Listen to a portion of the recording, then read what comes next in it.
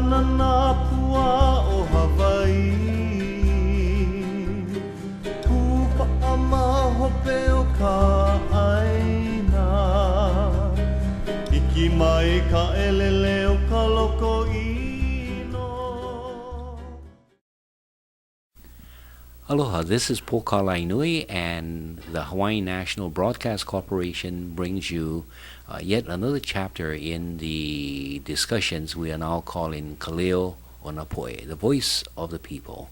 I have with me Leimomi Khan, who has just addressed the Department of Interior's panel addressing the question of how to establish or reestablish, in fact, the government-to-government relationship between the United States government and the native Hawaiian community. That's how it's stated.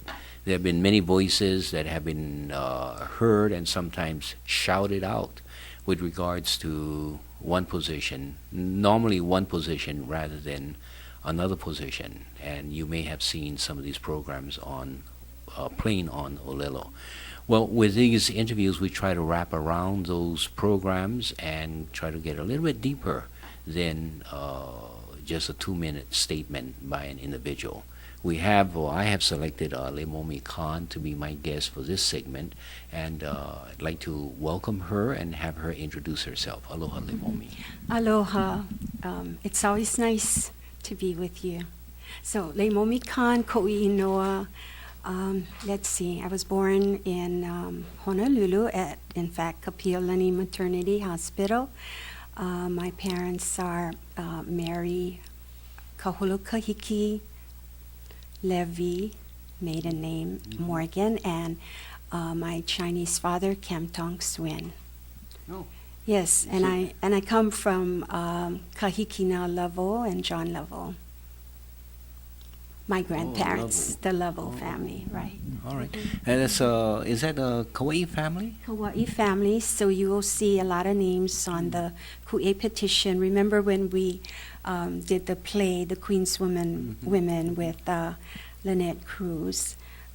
Oftentimes they display excerpts from the Ku'e petition. And so some of those pages were of my relatives, the Level family, from Anahola on Kauai. You know, in this particular gathering, it reminds me of an event that I came across in 1977. And this was, the venue was a circuit court. A defendant was being charged for criminal offenses. And we were told, and that's a normal procedure in the circuit court, on a certain date and a certain time, you did kidnap and murder these two individuals. How do you plead? Guilty or not guilty? Yes. So they have already created a paradigm or the framework in which we are to operate, telling us to answer these questions either one way or the other way. At that time, I was bothered by the framework. So my response to the court was, we refuse to dignify this court by even entering a plea. We ask for you foreigners to come into Hawaii and charge our Hawaiian citizens by your foreign laws. We are not Americans. We are Hawaiians. It gave me an opportunity to shift the paradigm and to answer it in the way that I would be satisfied. Now, moving from 1977 to 2014, what we have is the Department of Interior setting forth 4 or 5 questions, 13, 19 questions, whatever it is. But it seems that the framework has already been formed in which they have sort of predetermined certain aspects of the idea of reestablishing a government-to-government relationship with the United States government, not to the Hawaiian nation, but to the native Hawaiian community. So somehow it doesn't fit in my mind. And it seems like this seems to be an underlying issue or problem. So let me say that I don't share that view, which is why I guess you invited me to come to speak. I don't share that view because when I read the Federal Register questions, very clearly the Secretary of the Interior is saying, we don't have any rules on this for Native Hawaiians. We do for the tribal nations, the Indians, particularly the Indians. But we don't have, and so in my mind, they're looking for help from us to frame that process. Yeah. How would we like to see it? What would be acceptable to us as a Native Hawaiian people? Not necessarily that they're going to agree with us, and maybe you're right. Maybe they have this all figured out already, but I don't think so. And partly it's because the nature of my ano, my spirit, is to trust people, albeit people commit crimes in the past, but we learn to forgive. We've learned to forgive through the years. Now, I'm not saying that I agree or that I am tolerant of what happened in our history. History is history, and but it's now what we make of it and how we move us forward. And that's what I'm looking at, is how do we move us forward? Before we go to the movement forward, let's take just one step back to the present. Yes. In that the question that is posed is that as a result of 150 laws that the U.S. has passed, establishing a sacred trust or a special trust relationship, now we are going to address how do we open up this trust so that we can develop a communication between a government form with the Native Hawaiian government and the U.S. government. But once you invade the term a trust relationship, the other question then becomes, how can we trust you in that you have not respected the prior trust relationship between the Hawaiian nation and the United States government, a trust relationship that had been established and adopted by the United States in the Charter of the United Nations, in Resolution 66, and all of those things. Yes, and you're right. I mean, you can sit back and look at the history. Certainly, in fact, in these meetings, you know, when how do I say this? When I look beneath all of the conversations, what I see is distrust. Okay, so if I trust you, I don't mind being in the same room with you, sitting down with you. I'm here sitting down because I trust you and because of our long relationship.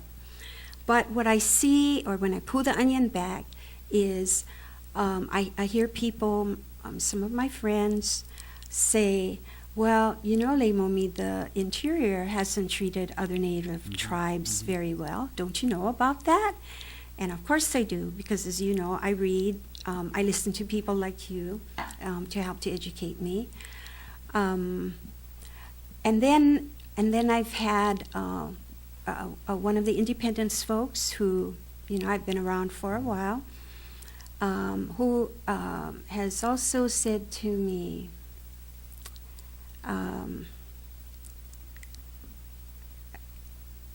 I lost that thought. That's what happens when you're a senior citizen. You lose these No, things don't every blame. once in a while. We all going through the same thing, and maybe I'm more senior than you. But let me ask you another question then, and it may bring you back to this idea. You know, a lot of people are concerned about the federal recognition and entering into that room of federal recognition. And once entering into that room, you have automatically closed the door towards the continuing quest for independence. It may have shut out your rights. What are your thoughts about that?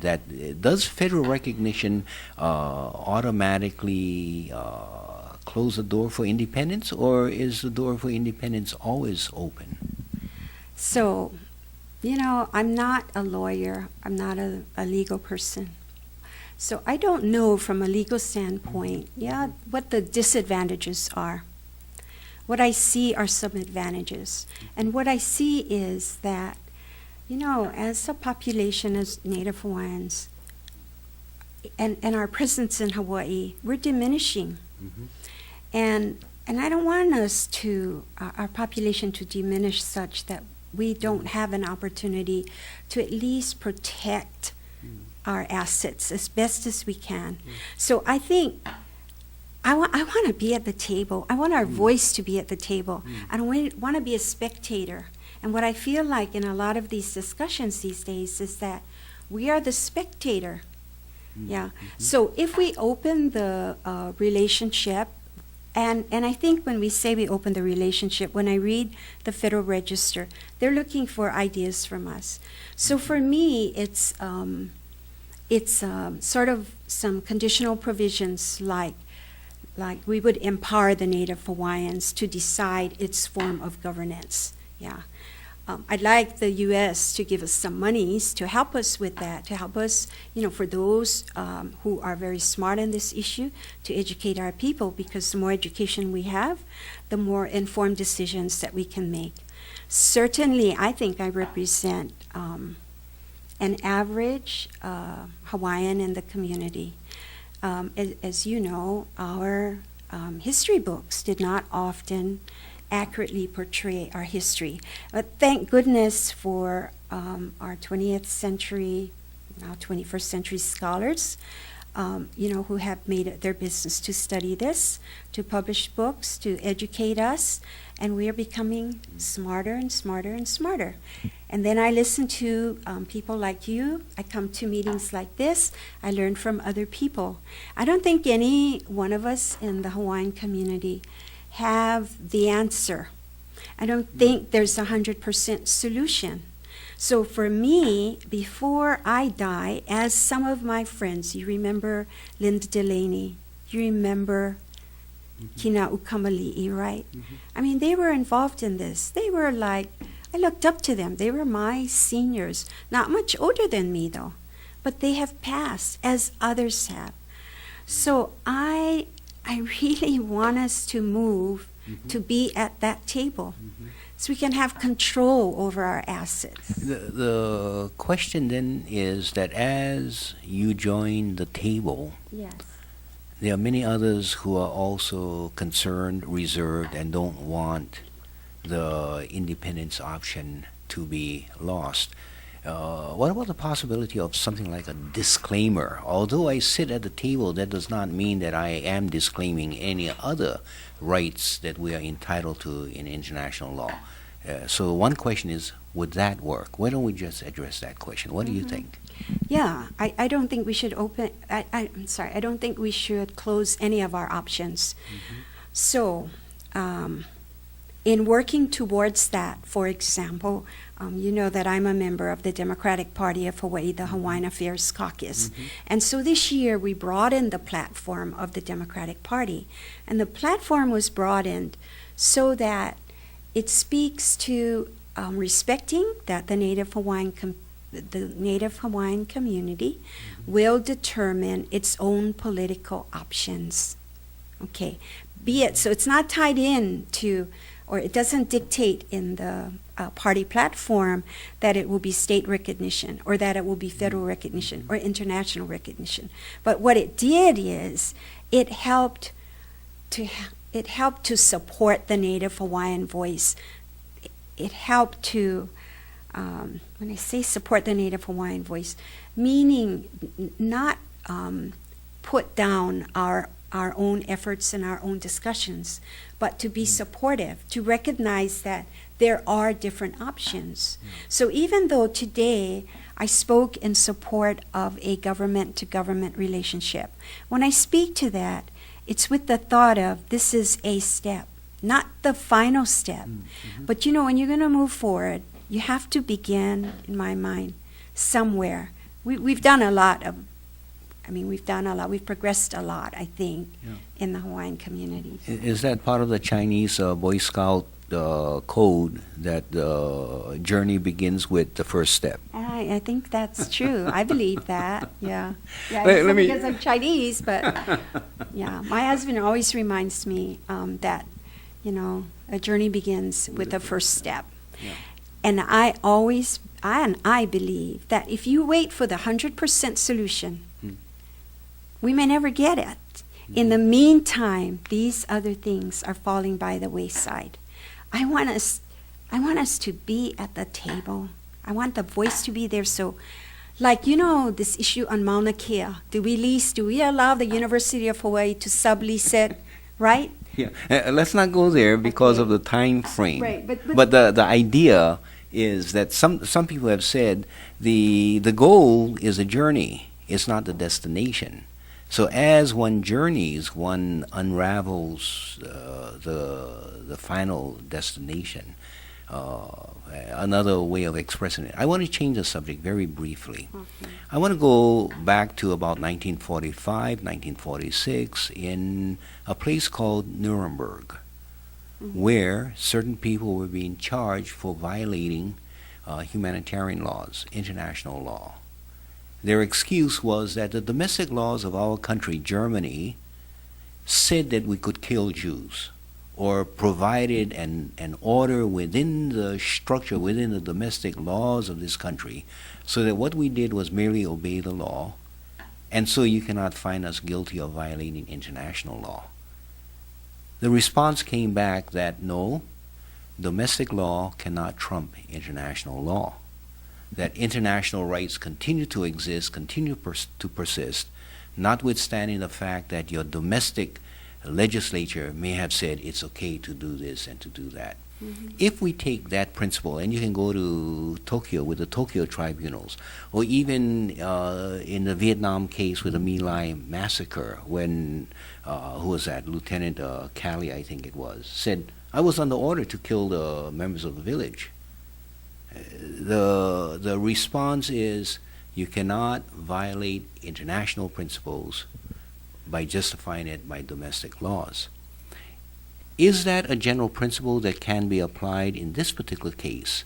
That while the United States gives federal recognition to the Native Hawaiian community in this case, that cannot be seen as trumping the international rights that continue to persist for the Hawaiian people in terms of sovereignty and independence, as is protected by the international legal regime. Any thoughts on that? So, again, I'm not a historian and I am not a lawyer. I am just your everyday person. So I think you could probably speak better to that question. But if I looked at it from a logical standpoint, as you go up the ladder, every one of us usually has a boss, right? Right? Yeah, I mean, usually. And so the logic, if you look at the logic and you look at, Hawaii, for example, is part of the United States, and so federal laws apply across the nation, right?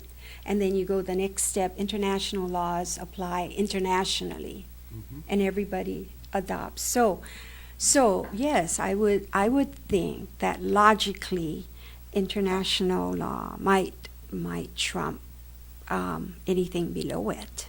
Yeah, I would think so. But again, that's just by logic. I do not know technicalities, legalities, etc. All that. Okay. Well, thank you very much for sharing your thoughts, being willing to come on and on this program and discuss these very important things. There's no right or wrong answer. I don't think so. People should be engaged to form their own conclusions based on our discussion and based on different styles of analysis. So I want to thank you very much for assisting in this continuing conversation that our Hawaiian community and all of Hawaii needs to engage in. Any last words before we conclude? Poka, I just want to thank you for this opportunity. You and Dr. Lynette Cruz are the masters at this in terms of educating the community, bringing different voices to the table, not judging our responses. Sometimes maybe leading us, though, down a path. and and don't think that we don't recognize that. But I really would like to see our people hola mua. And for me, okay, so if we have people who are for independence moving the process, and then there are people who want to start maybe with state and then go to federal and then maybe international. I say, you know what? I will be at that finish line applauding whoever gets there first, with the intent, always keeping in mind that it was something good for our people. Okay, thank you very much. Thank you. We have been speaking with Lemomi Khan. This is Poka Lainui. I want to thank you for joining us, and I close by saying aloha ahui ho. Aloha.